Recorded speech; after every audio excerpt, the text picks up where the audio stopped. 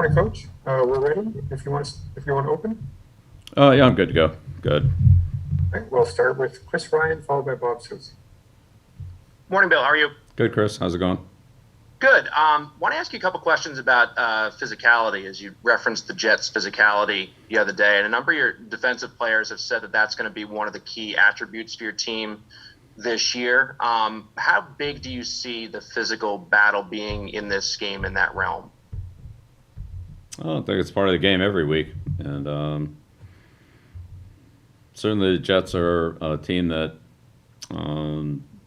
they're coached to play hard. They play with high effort. They're tough. They play with a good level of physicality. We'll have to match that and try to exceed it. But they really do a good job on the line of scrimmage of running the ball, defending the run, attacking the pocket.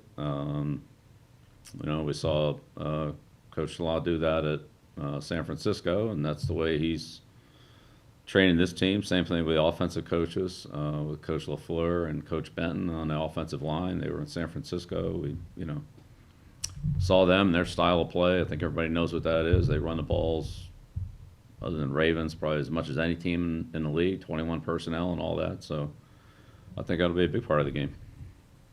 And how much of a team's physicality is mental? And how do you go about trying to put the group in a place where they can get to that level of physicality that you want from a mental standpoint? Yeah, that's a tough question. There's a lot of components there. There's a mental part of it, but I mean, you have to have a physical toughness, technique, style of play. I mean, there's a difference between being tough and being physical. And they're both admirable and good qualities, but being physical really means to physically be able to dominate physically the guy you're playing against, whatever position that happens to be. Being tough is being tough. That doesn't necessarily correlate to you being able to overpower an opponent. So, but some of that has to do with technique. Some of it has to do with style of play, speed, power, explosion, strength, and the ability to transfer all those into, force on contact. So, depending on the position, the player, his playing style, and so forth, there's, I think, different ways you can see that, different components of it. But it's just something that certainly I think the Jets try to bring to the game, and it's important to us as well. Thanks, Bill. Yep, you're welcome. Next question, Bob Susie, followed by Terrence Sullivan. Thanks, Stacy. Good morning, Bill. Hey, Bob.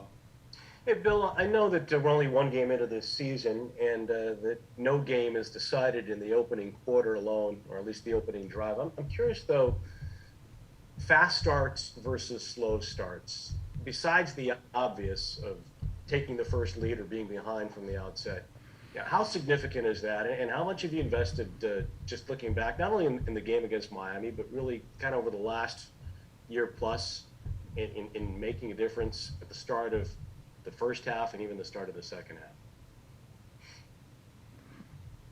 Yeah, well, I think you put it well. The start of everything's important. It's not the final result, but it's important, and it's a component of it. So the first drive is important. The first play of every drive is important. Being ahead in the first quarter doesn't ensure being ahead in the fourth quarter, but it's a good place to start. So, again, can a slow start be overcome? Sure. But does a good start give you an edge on, now 3 quarters of a game instead of 4 quarters, and you have a lead? Well, you have an advantage. So I think that's something that you want to, again, get on the scoreboard. You want to try to be in 2nd and 2 instead of 2nd and 10, or defensively you want them in 2nd and 9 instead of 2nd and 3. So the fast start of each down and distance sequence affects how the rest of the sequence is going to go, those third down conversions, and everybody talks about how important they are, and they are. They have a lot to do with what happened on first and second down, what your percentages are going to be on third down, just strictly from a number standpoint. You still have to go and execute the play no matter what it is, but or defend it, whatever side of this you're on. But certainly gaining an advantage on first and second down helps you on third down. So it's so therefore you have a lot of fast starts in the game, right? I mean, there's every play is sort of a start of something new, a new series, a new drive, a new set of downs. But wherever you want to draw those lines of demarcation, doing well on the first one is a good thing. So I think all teams try to do that in one way or another, and there's definitely a psychological element of setting the tone, getting the upper hand, gaining confidence, etc., that comes along with let's say early success. Right. Great. Thank you. Yeah, thanks, Bob. Next question, Tara Sullivan, followed by Andrew Callahan. Thanks, Stacy. Good morning, Bill. I have a little bit of a non-football question, but more just one of coaching. Of all the ways that you deal with the aftermath of a tough play, and I'll mention Damian Harris's fumble as an example, not specific to that, but like where in your coaching do you include sort of helping players navigate negative reaction to something like that? We've seen it, especially at the start of this season, in social media in particular. Is that part of your coaching, just to help guys navigate around what might be negative reaction from the outside to a play like that? Yeah. So, Tara, first of all, I don't really know or care anything about social media. I don't even know what's out there or isn't out there, so that's irrelevant to me. But it doesn't matter. We played football before there was social media, and it didn't matter then either. So, but I think anytime you have a team that we all, rely on each other, we're all accountable to each other, and we all support each other, and we all make mistakes. And we can make a mistake at the beginning of the game, we can make a mistake at the end of the game, and sometimes that gets magnified because of the timing of it. But there are other things that could have happened at different points in the game that would have, had just as big or maybe even a bigger effect on the game. So, we all need to correct whatever mistakes we've made in the game and try to do better. That goes for all of us, me, the assistant coaches, the players, and everybody. And that's something we all feel accountable for. I mean, I know there are things in the game that, I maybe could have done a better job of, or maybe done differently. I think it would have affected the outcome of the game. I'm sure every player and coach, a participant in the game feels like that. I know I felt like that when I called plays, or even when I played. Not that I was a good player, but you still feel accountable for the things you do out there. At the same time, everybody's doing the best they can. Nobody's not doing the right thing on purpose. Sometimes it doesn't work out, sometimes it does, but I mean, in the end, you control your preparation, you control your effort, you control your attitude, you control your toughness. Those things are all in your control. You do the best that you can with those.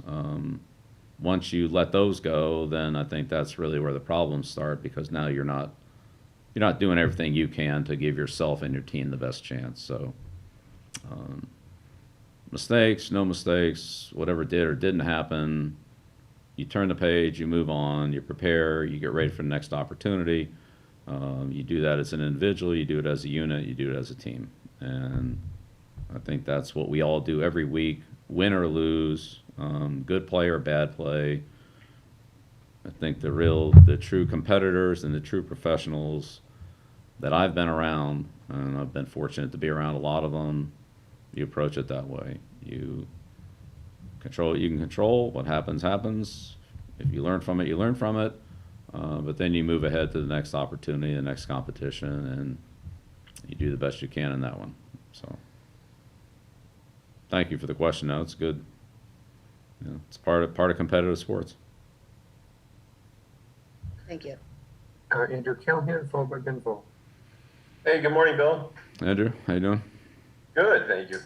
So I understand that no past Jets game will obviously have any bearing, excuse me, on what happens on Sunday. But as someone who appreciates obviously the history of the game, and I know I've spoken about it with your team in terms of the history of the franchises and where they've come from, what has just the Patriots Jets rivalry or series meant to you so long as you've been a part of it the last 20, 25, 30 years? And just how would you describe it?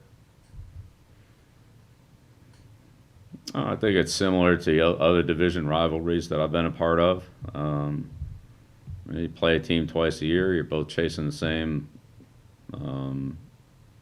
goal of a division championship, and then ultimately after that. But what happens after that? But it's a rivalry where you know your opponent well, they know you well, and you have a high level of competition and respect for the opponent, but you also go at a high level of competition because they know you so well, you know them well, and you kind of prod and poke and look for areas to attack and exploit based on, I would say, almost an intimate knowledge of your opponent, and they do the same. And so it's not that all other games aren't competitive, but I think those divisional games are just a little more competitive because of the familiarity of the teams and the franchises and that we have. And let's say particularly, with the Jets or the Dolphins last week, there's also some, transfer of personnel, players and coaches from one team to another fairly recently that, add another level of knowledge and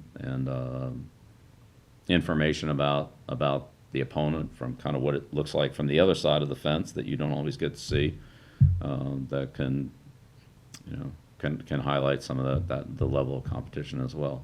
So, but I mean, I've been in, I was in Baltimore, I was in Detroit, 12 years in the Giants, so Denver, like there's those rivalries within those divisions are very similar to the rivalries with the three teams we have in our division. They're just a little tighter, a little more personal, a little more frequent, and so it's it's a little higher energy and preparation level just because of, again, the reasons that I just mentioned. Thank you. You're welcome. Next question, Ben Bowen, followed by Phil Perry. Hey, good morning, Bill. Hi, Ben. I have a question that's a little out of left field. It's about roster building and not having to do with the game this week, but it's something I've been thinking about for a while, and it's about long snapping, actually. And I was just kind of wondering, and this is with all due respect to Joe Cardona and all the fine long snappers out there, but is long snapping that difficult that you need to use a roster on one player who does only that? Can't you just cross-train a few guys to do long snapping and then have more flexibility with that roster spot? Yeah, well, Ben, it's an interesting conversation and one that's really, I would say, honestly, during the course of my coaching career has kind of traveled that long and winding road from when I came into the league. The specialists, first of all, there were no long snappers, but the specialists, the kickers and the punters, were frequently position players. And that's where they came from in college as well. So a lot of the good college punters and place kickers also played a position. And then as time evolved, starting with like Gogolak and guys like that, they specialized in kicking. And then you had, some of the punters that specialized in punters. So players like Danny White and Tom Tupa and guys like that who were, very good position players, became Gino Cappelletti, that evolved into specialists because of, I would say, the importance of the kicking game and the number of plays that the kicking game and opportunities that it provided. Same thing with returners. There were very few just pure returners. I think one of the long snapping to me, changed in the mid '80s, and really the key guy in that was Diassi, in my opinion, because Steve was the first center that really truly allowed a spread punt formation against the all-out rush. Prior to that, teams would generally pull.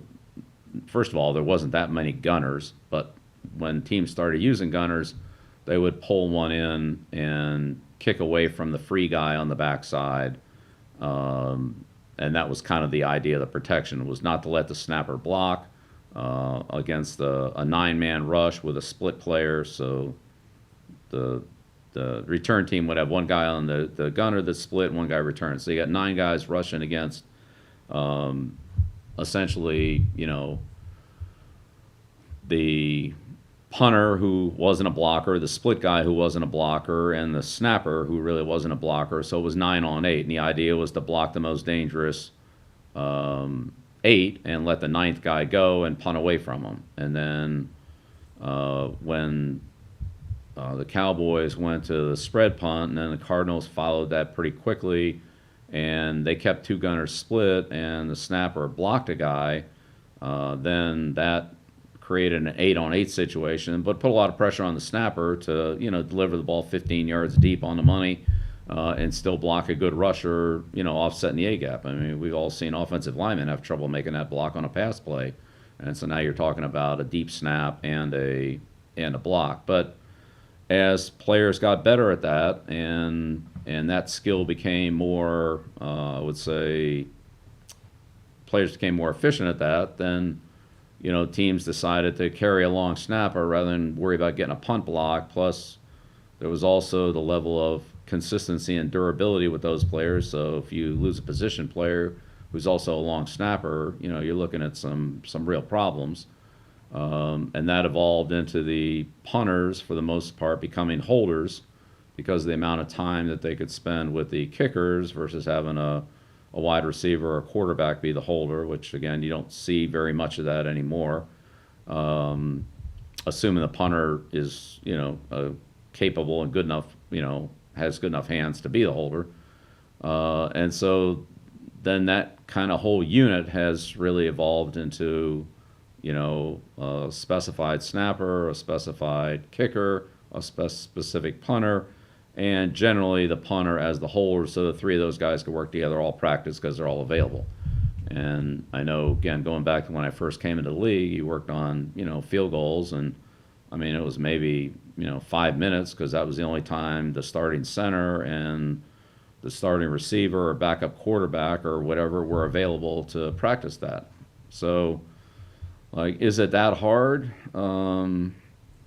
It's a pretty hard job. Yeah, it's a pretty hard job. It's not as hard as it used to be because you're not allowed to hit the center, especially on field goals, and run them over. And there are some limitations on the punt rush based on, what the formation is and so forth. But generally speaking, but still, it's a hard block to, and I think you see most punt rushes attack the snapper. So they loop guys back, so the center thinks he's going right, but then he has to come back to the left, or maybe they fake like they're coming back, but they don't come back. So he not only has to snap, and so then that gets into whether you're a blind snapper and you look at the rush and just snap the ball, or whether you're a look back snapper and snap it, and then after the snap you have to look up and recognize what's happened and make the proper block. But again, it's man-to-man blocking. Like, that guy's got to block somebody, or you're a guy short.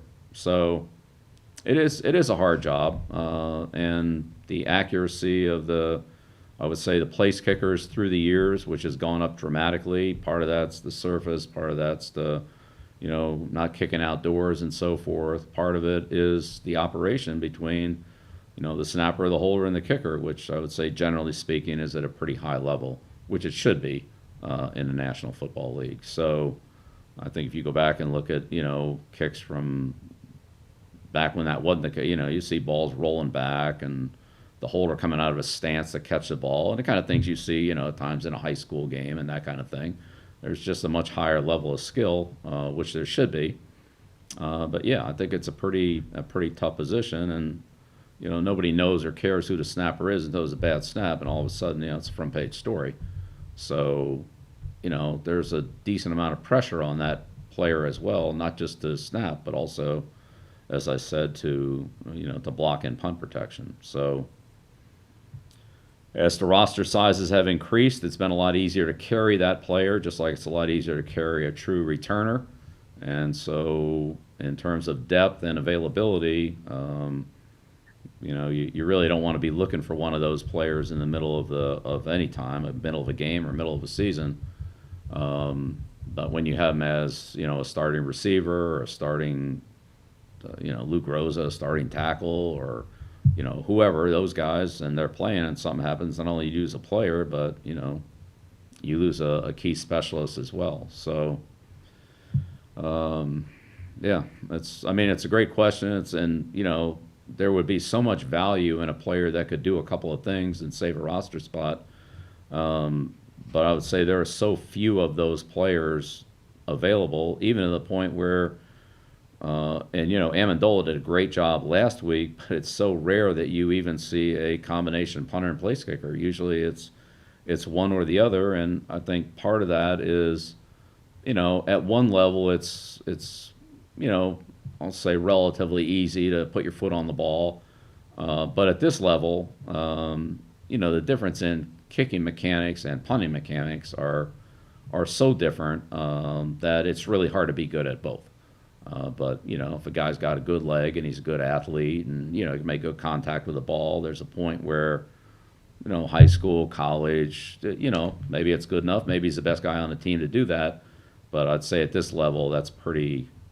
That will be asking a lot. Now, like Jake can punt, Jake can kick off, Jake can kick field goals. To be at the kind of level you want it to be at, to have the person split their time between the two of those, again, I think is, a lot to ask. It's not, I'm not saying it's impossible or unheard of, but it's a lot to ask, and that's why you don't see it very much.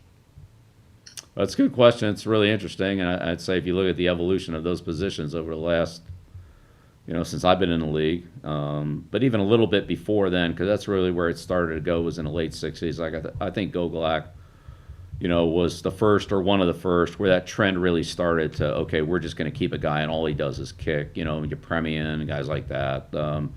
That's all they did. It was a little bit unusual, but gradually that's become the new norm. Thank you, Bill. That was as thorough and in-depth as I had hoped it would be, so thank you. No, you're welcome, Ben. Thanks for the question. If you have time for one more, we'll end it with Phil Perry. Hey, Bill, how are you? Good. I did want to ask you about the game here, but also sort of about something that you mentioned earlier this week, and that, obviously Saleh comes from a specific style of defense that he was running in San Francisco and has carried it over to the Jets. The corners that have been used in that system over the years, it feels like have relatively similar skill sets or physical characteristics. And I wanted to ask you maybe why that is for that style of defense, why those types of defensive backs work in that style, and maybe how the Jets corners, Eccles and Hall, kind of fit into that mold, if there is a mold. Well, I think that's honestly probably a better question for Coach Saleh, but because that's not really the style of defense that we play, and exactly what the criteria is that they're looking for, I'm not sure that I'm qualified to speak precisely on that. But I would just say in the Jets case, the foundation of the base of the defense is clearly the, let's call it, the Seattle 3 type system that Pete had, that Coach Saleh worked under, and so forth. But they've changed some of those. Like, they don't do everything that Seattle does. They have a different, different packages, some different coverages. Some of the things that Seattle did under the, let's call it, the original kind of Pete Seattle 3 type defense. Whether it's the Jets or other teams that have come from that general, basic tree, have branched off and either modified them based on their own philosophy, or maybe it's, a combination of personnel, or also just the way that the game has evolved in the last decade, that maybe they feel more comfortable doing certain things that either those defenses didn't have, or they've modified the adjustments in a way that's easier or fits them better. So again, in the Jets case, I think that's the foundation. I'd say if you look at their defense and look at the Seattle defenses in the early 2012, 13, 14, 15 that Pete ran there, there's quite a few differences. Besides personnel, forget about that. There's quite a few differences there. And so I'm not saying one's better than the other. I mean, certainly San Francisco had a lot of success last year, and in the 4 years that Coach Saleh was there. But Pete's had a lot of success doing it his way, and Dan Quinn, Gus Bradley, and all the other guys that have come from that system. It's they all kind of have their little. It's no different than the West Coast offense, in my opinion, where you have a certain West Coast offensive system with Coach Brown going back to Cincinnati, or Coach Walsh in San Francisco, and then that's evolved into where it's Coach Holmgren, Coach Gruden, go right down the line, Coach McCarthy, and all the people that have come in through that system. Like, that may be the foundation or basis for it, but there's a lot of other things that have been added to it, particularly the running game, that varies quite a bit from team to team, even though the passing game maybe have roots in that. Again, going back to Walsh and Brown and those coaches, the running game was just as much part of the West Coast offense as the passing game. Now I would say that's been much more modified or individualized, by team. So,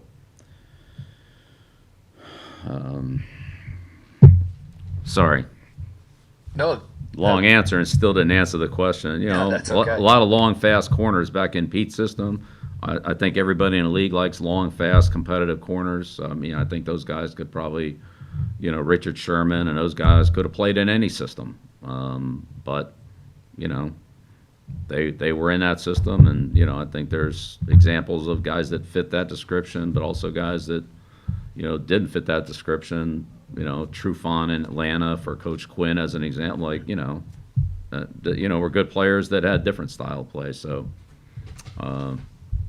yeah, I mean, I'm not really sure that it's just has to be one way, or certainly not like that anymore.